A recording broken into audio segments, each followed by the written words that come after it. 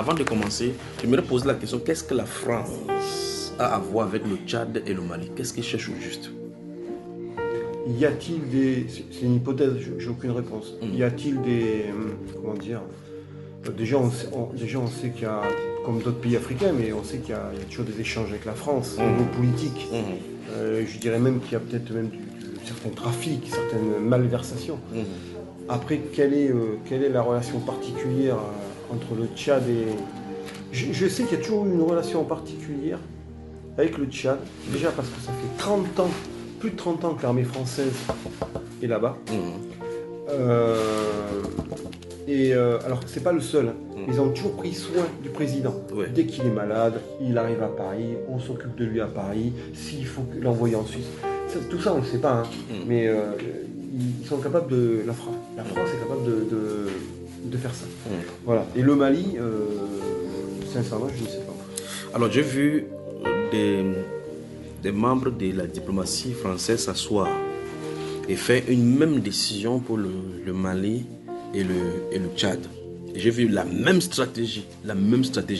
Et pour le cas du Mali, j'ai vu, ils ont corrompu un colonel de l'armée pour qu'il renverse le monsieur qui est là.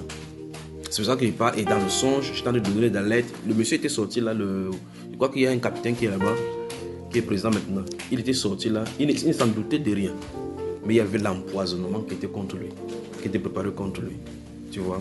Et ça encore, si on parvient à arriver, et si parvient à faire leur coup, la même chose qu'ils veulent faire au Mali, la même chose qu'ils veulent faire au Tchad. Et le Saint-Esprit pose la question, qu'est-ce que la France cherche entre le Mali et le Tchad?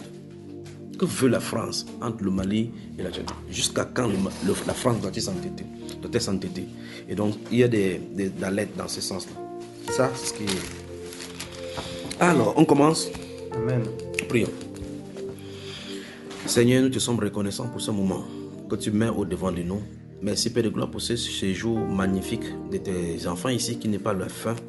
Merci Père de gloire pour tous ceux encore qui viendront. Merci Père de gloire pour leur retour. Merci au Dieu de gloire parce que ce retour s'est fait sain et sauf sous tes ailes. Merci Dieu du ciel pour tout ce que tu as fait et merci pour ce moment. Merci pour ce que tu as mis sur mon cœur pour parler. Au nom de Jésus, je prie au Père de gloire qu'il reçoive cela et que ceux également qui écoutent au Dieu de gloire reçoive cela comme une sonnette d'alarme que tu donnes pour l'église en ces temps, au nom du Seigneur Jésus. Amen. Si c'est Emmanuel qui allait prendre le foulard, elle-même s'assoit comme ça pour écouter l'enseignement, tu comprends que c'est chaud, n'est-ce pas? Emmanuel, ça va? L'heure est grave, dis que l'heure est grave. Voilà.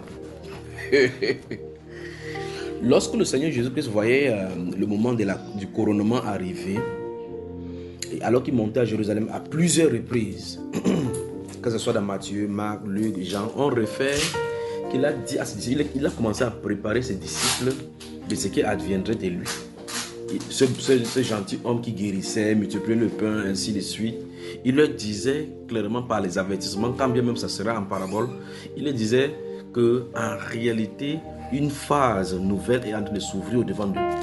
Mais comme tout semblait être bien dans le sens du poil, ils ne voyaient pas cela venir. En dernier lieu, ils étaient montés à Jérusalem à plusieurs occasions.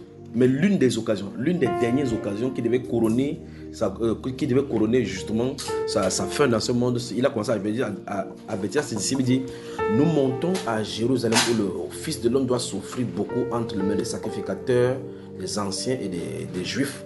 Il sera livré aux païens, on se moquera de lui, on crachera sur lui, mais après il sera ressuscité et vous retrouverez en Galilée. La Bible déclare qu'il ne comprenait pas de ce qu'il voulait dire, parce qu'il ne voyait pas cela venir. Il ne voyait pas venir que comment le Christ, un homme bon comme ça, souffrirait-il. Il leur parlait donc de sa souffrance, de la croix et de ce qui devrait advenir.